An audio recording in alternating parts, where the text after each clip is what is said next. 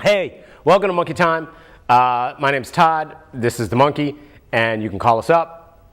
Put the phone number up, Carol, if people want. Oh, wait, I didn't do a jig. Hang on, we got to do it. Woo-hoo! Woo-hoo! Yes, ladies and gentlemen, the gays have won. The gays have won. Yes, we have won. Although something's up with Idaho and Nevada, Carol was telling me. Anthony Kennedy is just so weird. He doesn't want to, I don't know what's up with Anthony Kennedy, but now they're talking about letting Idaho and Nevada stay, the enforcement of the ban or something or whatever. I don't know what's going on. But the 10th Circuit here in North Carolina, I'm melting. Oh, that's kind of nice. I like this albino look. I'm feeling it. I'm definitely feeling it. No, hi. So, here's the thing. Can you put up number 7, I think, Carol? I think it's number 7. Here's the thing. Here's the most important thing. Okay?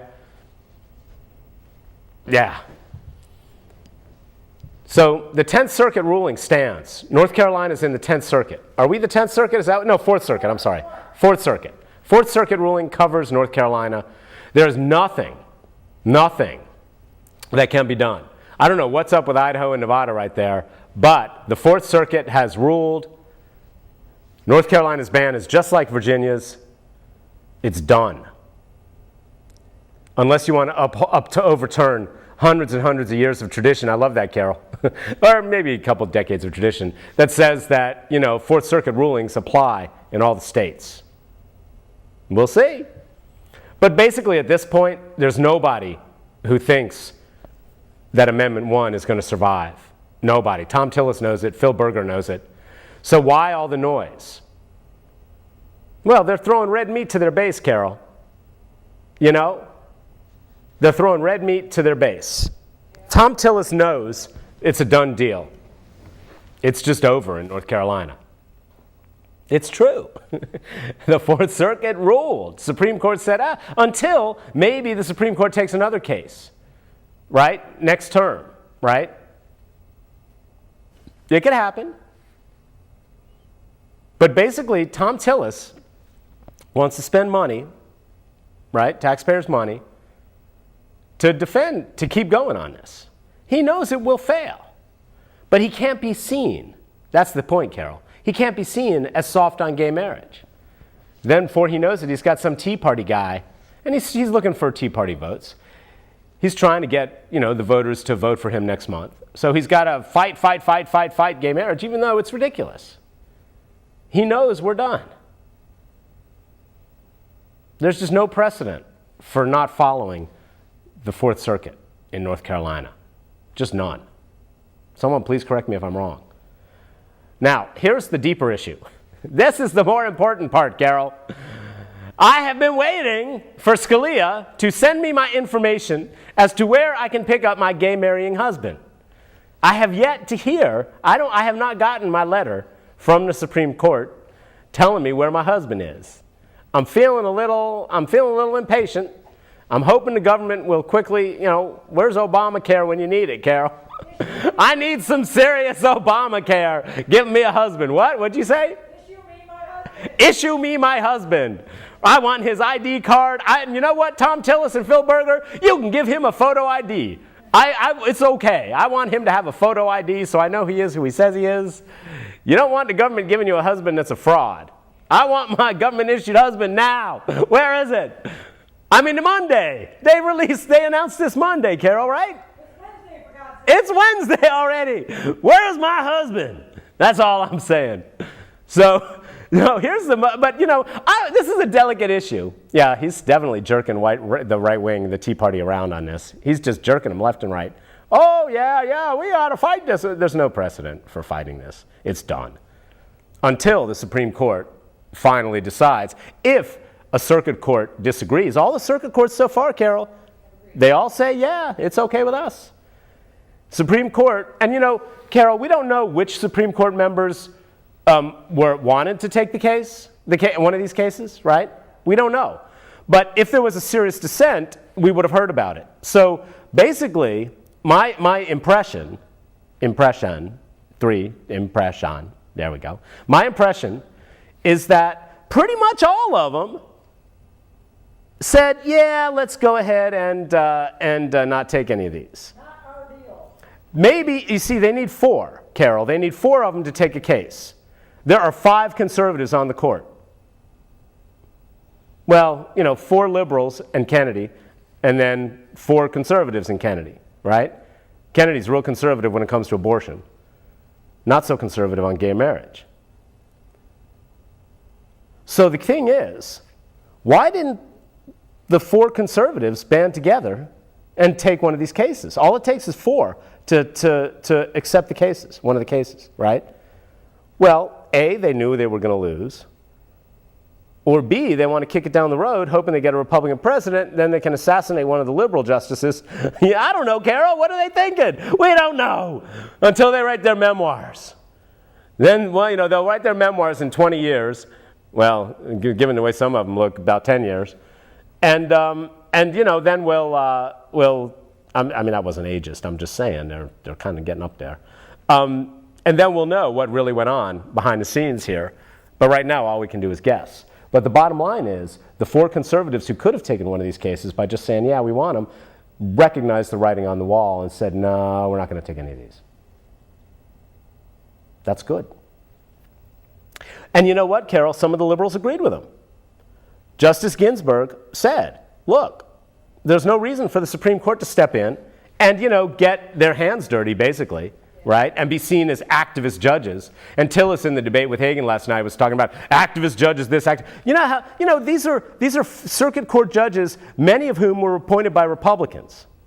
Right, Carol? All across the country. There hasn't been a circuit court yet that has voted to uphold one of these bans.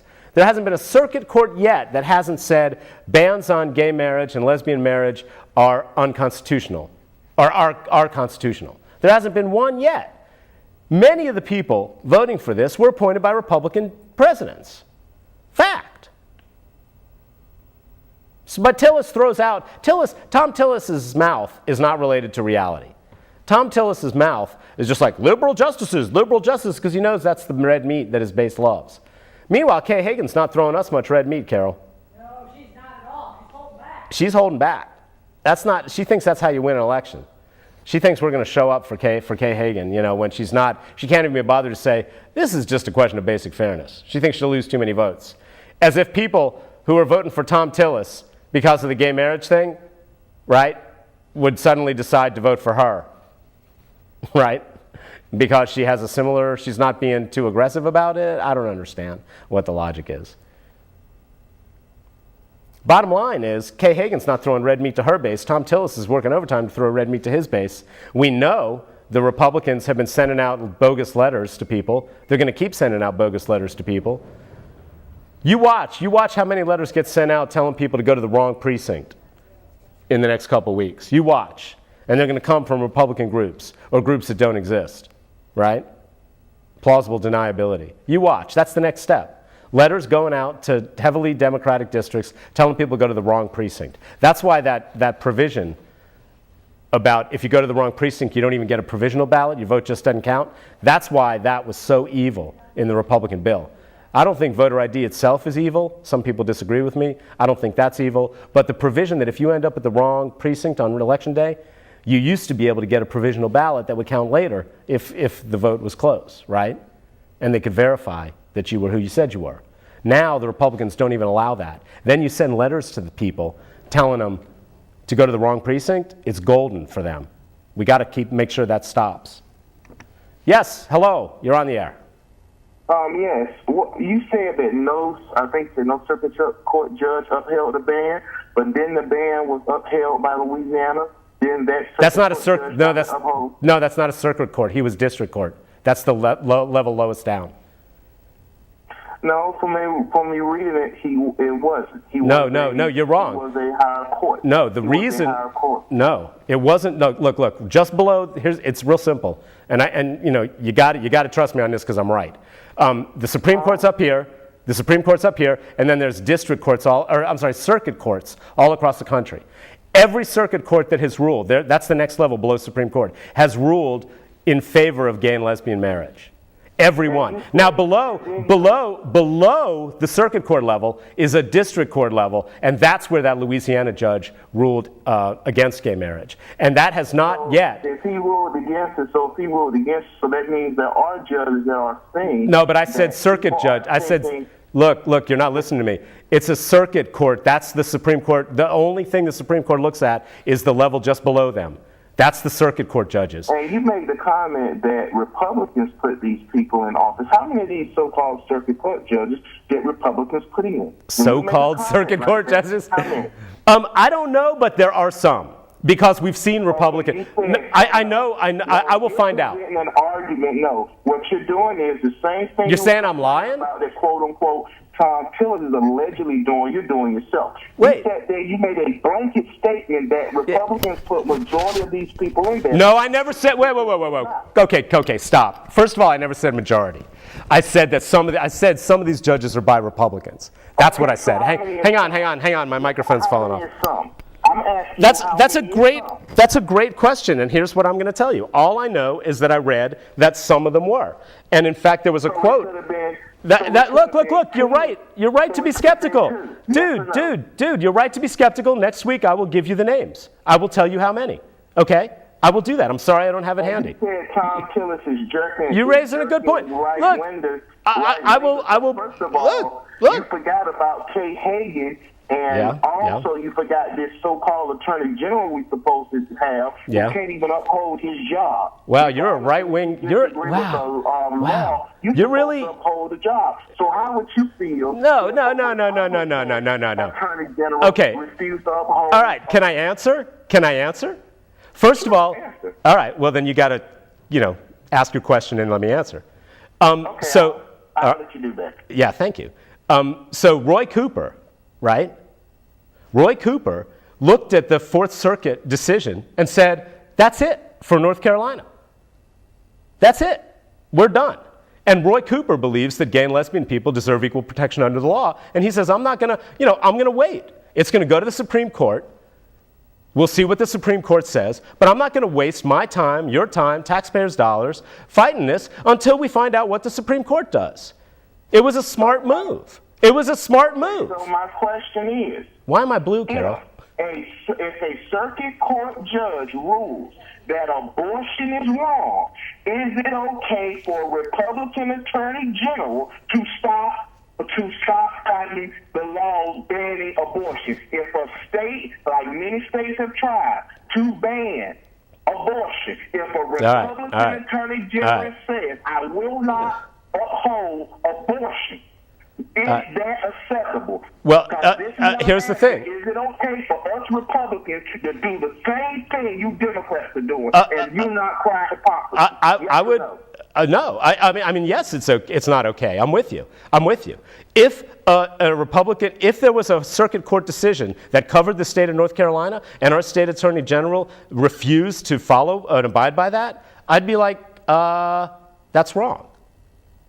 So, in other words, you're saying is basically our attorney general can decide before it even goes up before the Supreme he doesn't. Court whether or not to fight for something or not. They weren't listening to him. It was out of his hands. You don't really know how this works, sir. You really don't know how this works. No, you don't. No, you don't. Roy Cooper. There was nothing Roy Cooper could do. Except wait for the Supreme Court to act, and they just have. And now he saved us a lot of money. By not doing anything. Tom Tillis wants to waste a lot of money. Save us a lot of money because what about the million of voters that voted for Amendment 1? Well, you guys put I don't know what to tell you. You think? Can I ask you a question? Let me ask you a question. Do you think that voters should have been able to determine whether interracial marriage was okay in 1967? Well, first of all, should voters in Virginia have been allowed? It's a simple question. It was not about interracial marriage. It was about white supremacy because a black person could marry an Asian, Latino, or either way, that's fine. Should it have been put to a vote? Your argument of Loving versus Virginia is absolutely bogus. That's not bogus. Should it? I'm not arguing. I'm asking you a simple question. Should it have been put to a vote? Should equal rights for black people have been put to a vote in 1967? Black people, you cannot even compare blacks. Oh, here we go. Blacks and, yeah. Black people can't hide in the closet. If I go to a bus stop and that bus driver see he comes up, he recognizes the black man. You don't know how many of us can't hide in the closet. Man, that's disgusting. You walk up to anybody and tell if they're gay or not. Let me ask you. Any way can you walk up to someone and tell if they're gay or not unless they express it? So please. Sometimes yes. Sometimes yes. Stop using our. Oh no! Oh no! All right, you got to stop now. You got to listen now. You're going to listen now. You guys love to get angry. You Republican African American folks, conservative African Americans, you love to get angry when we bring up civil rights. You love to get angry when we bring it up. You don't get to do that. You don't get to do that. And I will tell you why. I will tell you why.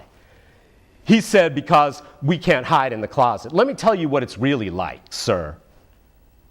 You are black. You're living in a white racist society. You go home at the end of the day. Who do you go home to?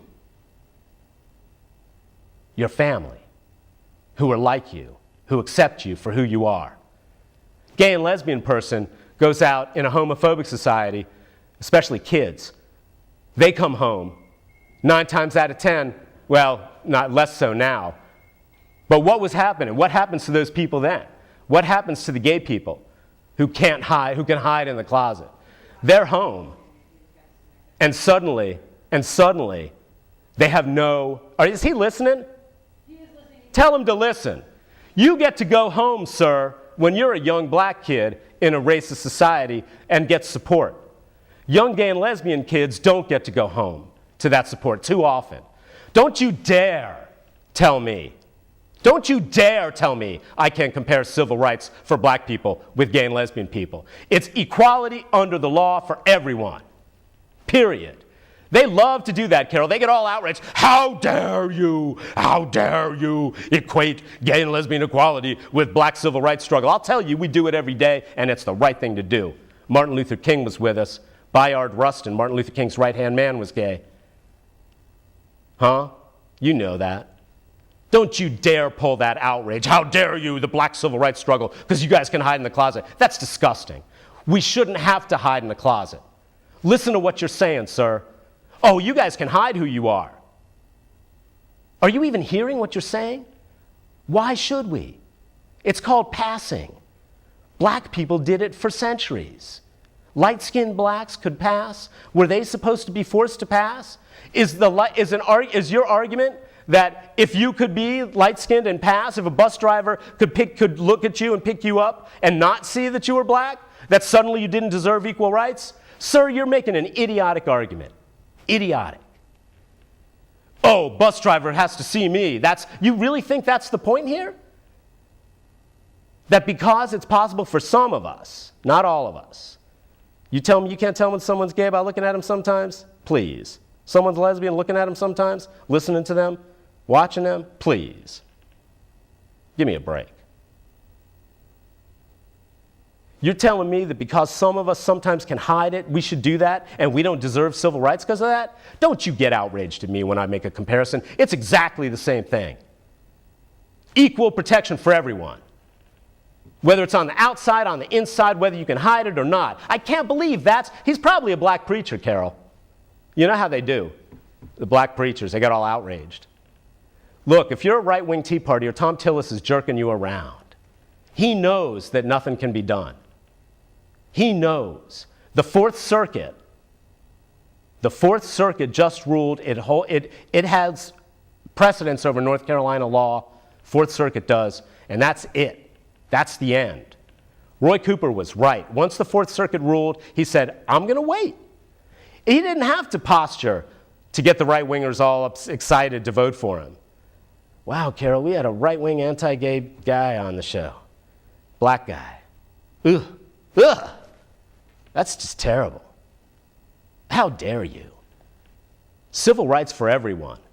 It's exactly the same struggle that black folks had. Well, not exactly. There are differences. But don't tell me because we can hide.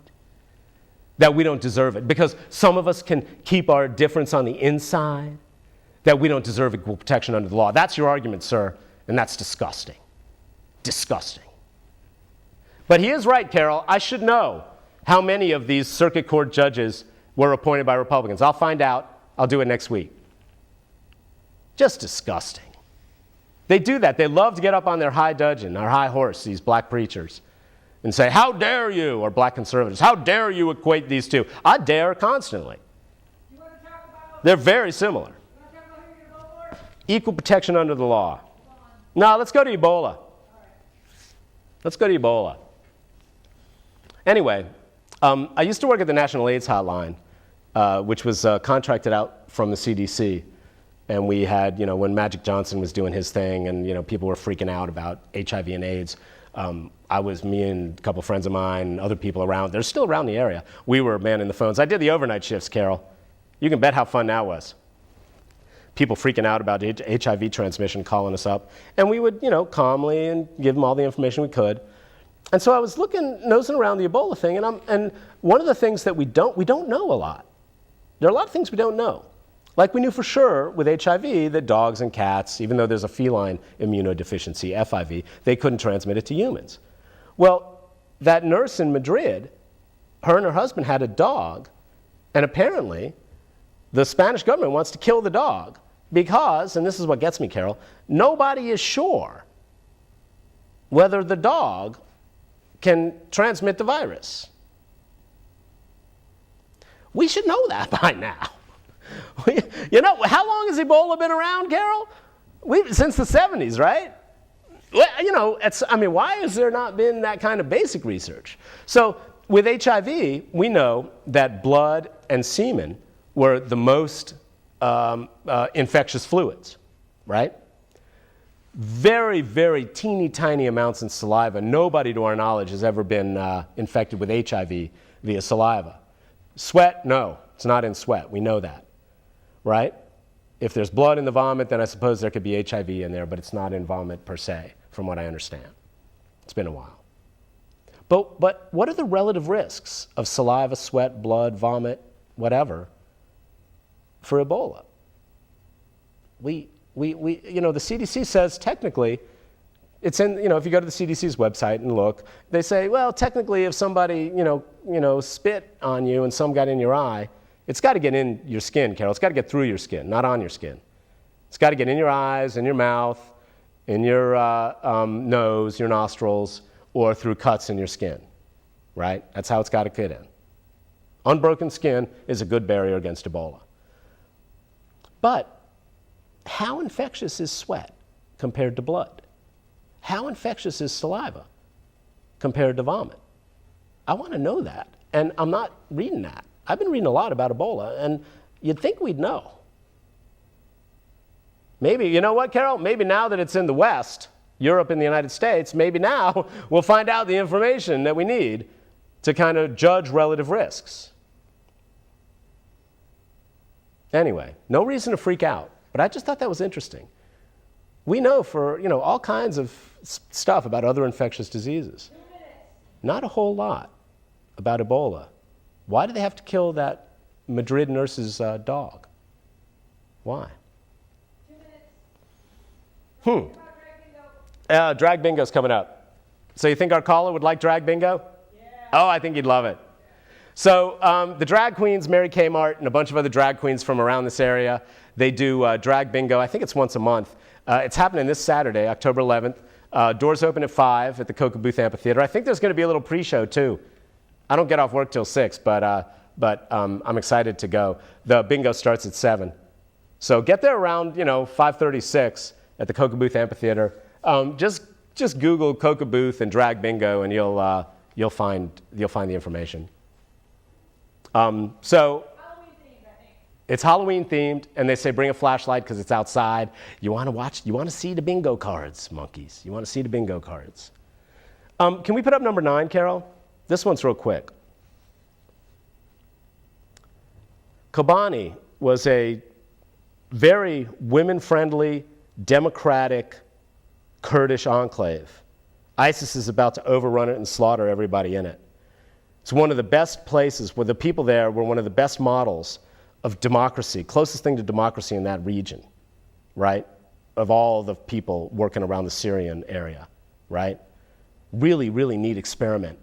Women were respected, women's rights were respected. It was amazing for everything I'm reading about it. And it's about to get overrun by these fundamentalists, right? Why? Because we won't arm them, and other people won't arm them, because Turkey doesn't like them. How much time? 10 seconds.